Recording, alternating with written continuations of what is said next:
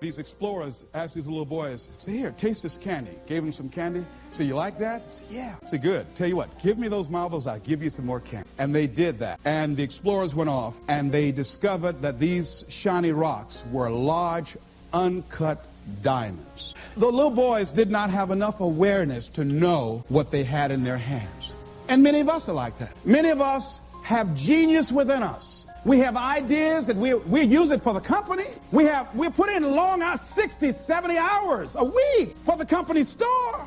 We'll break our backs for the company. But when it comes to us, when it comes to using our genius in our own behalf, taking a chance with our own creativeness, acting on our own dreams and ideas, somewhere along the line we get paralyzed. We find some reason not to do it. Oh, I did that. I'm not as good as they are. I don't have their education.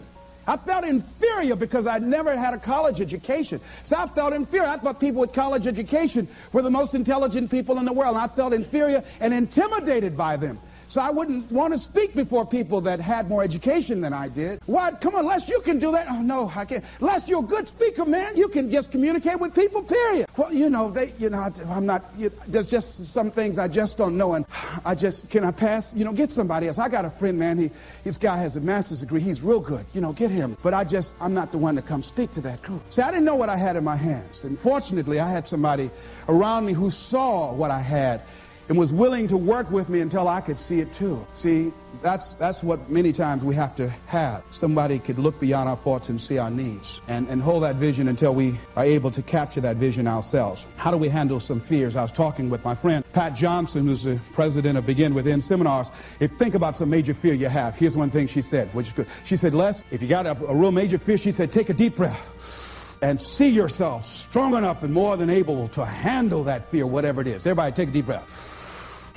Whatever that feels, just feel that you have the strength and the power and the capacity to handle it. Another friend of mine named Ron Weiner, he says, when I'm confronted with a fear, I just practice the art of looking beyond the fear. I go behind it and see it already completed, see it already resolved. And then I carry myself accordingly as if it already is taken care of. That dispels the fear for me. Another friend of mine by the name of Jack Wilson said, when I experience fear, I think about when I was in Vietnam and what I handled back then, and I look at what I'm dealing with right now, and the fact that I survived that, the fact that I had other kinds of situations that were close calls, or that I was overwhelmed with fear and I came through it, then I look at this and says, this is nothing here. And we've all had that experience, what Jack had. How many of you had some situations that you were in that you were overwhelmed with fear? You didn't know how you're going to come out, how you're going to survive, and you did. You survived and you didn't die. Raise your hand if you survived, all right? So what you got to do, whatever that was, whatever that state of consciousness, whatever that self-confidence that you had, however you stood up within yourself, here's what we know, you survived. Here's what we know, you're still here. You didn't die. Hello, you did not die. You didn't die. You hear that?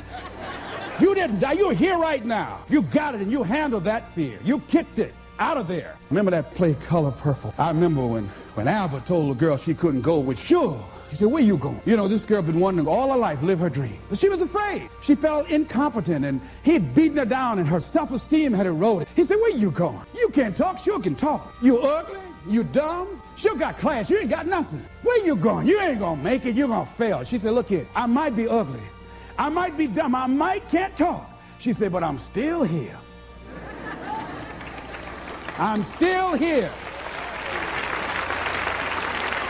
And so as you begin to look at the fears in back of you, you came through those fears, and you're still here. See, that's a testament about how powerful you are. And so whatever the volcano is, you have the capacity to take that volcano on, the capacity to jump in it and find your true identity. Here's another thing that keeps a lot of people from taking on the volcanoes and jumping into the challenges that they're confronted with. The fear of making mistakes or not feeling good enough. Guess what? You're going to make some mistakes. You're going to make a lot of mistakes. Guy said this, and it's true. He said the person who has never made a mistake hasn't done anything. And you're going to make some mistakes if you want to do something out here. You're going to fall flat on your face. You're going to be criticized when you come out into the arena called life. You're going to feel awkward and stupid and dumb sometimes.